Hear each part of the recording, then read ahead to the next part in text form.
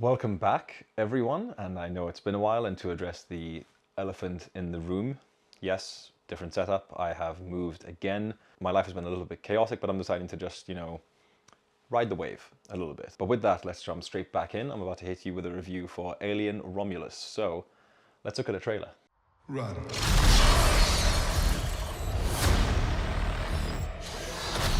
So Alien Romulus is a 2024 release written and directed by Fede Alvarez, who some people might know of making the Evil Dead remake and also making Don't Breathe, two very good horror films in my opinion.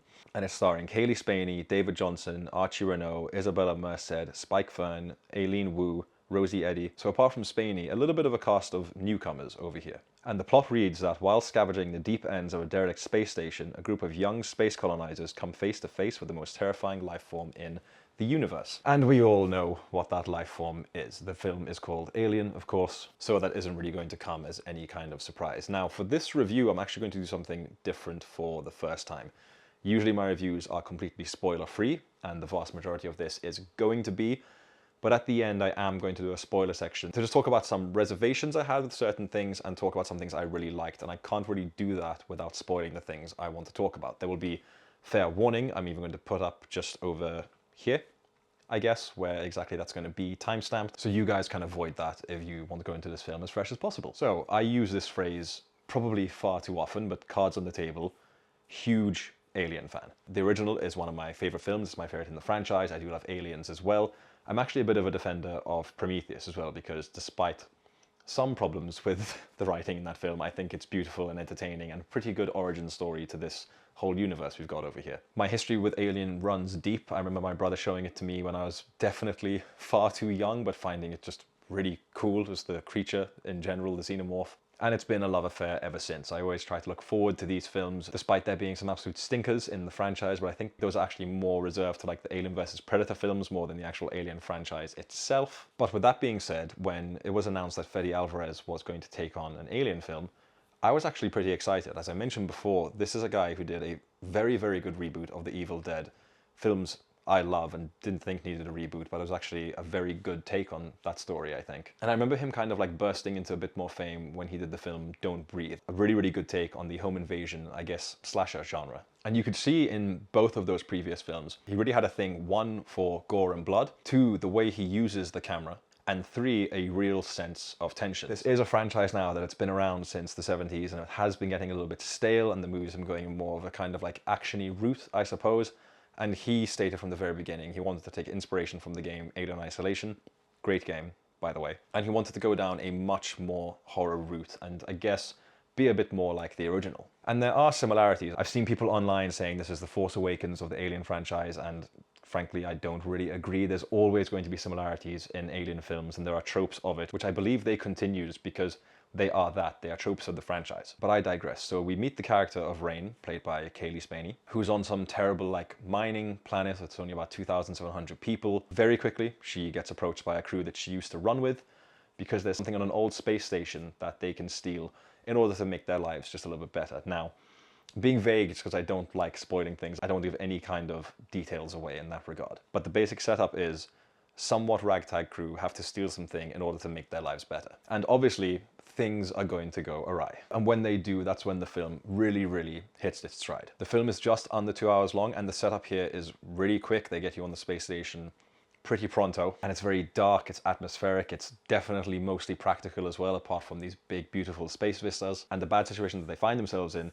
kind of erupts very quickly, and you're kind of thrust into the action, which is probably the best way to go about this. And that's the first good thing I think Alvarez really does. He gets into the action very quickly and keeps you there, and it's never really boring. Now, I only say really because I do feel this film is maybe 10 or 15 minutes too long, just because you do spend all this time with all this chaos going on screen, and at a point you're kind of just like, okay, when are we getting to it? But I mean, for me, I was never bored at the same time. I was always engaged. The tension is pretty palpable throughout, and all the performers here have to be really physical, Spaeny in particular, and it's just staged really, really well. And that brings me to my next point. The composition here and what Alvarez is doing with the camera is actually truly great. There's like some images in this film that are just in my head of how he's decided to frame things and block things, and he's definitely someone that knows what he's doing in this regard. But I think the biggest praise I have for Alvarez on this is He did say in the build-up he loved playing Alien Isolation. Now in that game you were playing Ellen Ripley's daughter, her actual name escapes me at this point. You were stuck on a ship with a xenomorph being around, it was all stealth-based, it was incredibly tense and very scary and very atmospheric. And this film is definitely picking from elements of those, where there are even parts in this which you could say are just pulled straight out of the game.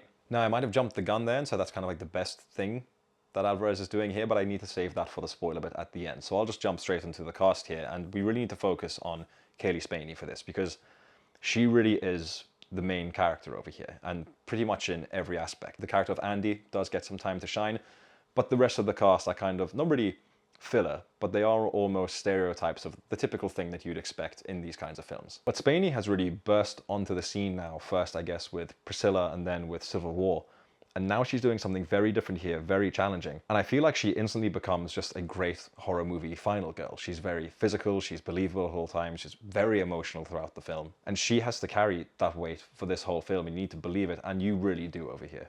So yeah, very big fan of hers. Really want to see what she takes on next, because she's now done 3 very different projects. So I'm excited to see where she goes. I would be remiss if I didn't mention, I guess, the true star of these films, which is the xenomorph itself. And probably the best thing about it, and it's something which Alvarez has been putting all over Twitter or X or whatever you want to call it, and it's the fact that most of the time this is a practical animatronic. And because of that, this terrifying creature has honestly never looked more scary and believable. As usual, it's obviously very scary and overpowered, but just over here, it just feels so real. Every breath it takes, the drool coming out of its mouth, the blood, when that eventually comes up, the famous acid blood, again, just looks really great. So I really need to tip my hat off to the special effects department on that one. Now, to speak about the film as a whole, as I mentioned, it does feel about 10 to 15 minutes too long, but in my opinion, never boring, because it goes between these moments of tension where people have to hide a little bit, and then there's action scenes. There's one action scene in particular where I was like, okay, I'm in. I've never seen anything like this in an alien movie before, but it's great, and I've kind of always wanted to see it, and I didn't know that I always wanted to see it, and that's the best thing to give a fan. And coming to that, I guess I can just really say, this is just a really solid, good, fun time of a film, which is creepy and it's tense, and it's kind of what the Alien franchise really, really needs. It's not a reboot or a fresh start. This is set between Alien and Aliens, so it's just in that little middle ground over there. And it feels very familiar, whilst also at the same time doing certain things differently to make it feel, I think, fresh enough. It's obviously by no means perfect. It doesn't reach the heights of Alien or Aliens in that regard, but I have to say this is definitely my 3rd favorite film in the franchise. And it's not close. So with that, I will get to the things I actually want to talk about with a little bit of spoilers. So if you don't want anything spoiled, you'll have to skip ahead a little bit. I'm going to put the timestamp up again as to where you have to skip to, just to hear the little conclusion, if you even want to hear the little conclusion. But here we go, spoilers ahead. So the first thing I want to talk about is something which is, I guess, somewhat negative, but I'm actually okay with it. There is a very fan-servicey moment in this film which becomes a fan-servicey character. At one point in one of the bays inside the space station, Romulus, they come across a torn-apart android, and in order to find out more about what's going on here, they decide to plug him in, and lo and behold, it's Ian Holm from the original Alien film, but obviously Ian Holm sadly passed away. So they've done the whole AI face thing, and it's not that great for the most part. When it's a little bit further away, it's fine, and luckily a lot of the interactions with this character tend to be where he's kind of like on an intercom screen where the quality is kind of reduced, and that's absolutely fine. But when the character is up close and talking, it does look a little bit off. And then there's the whole idea of, did we need to put this character in the film? Is it just shameless fan service?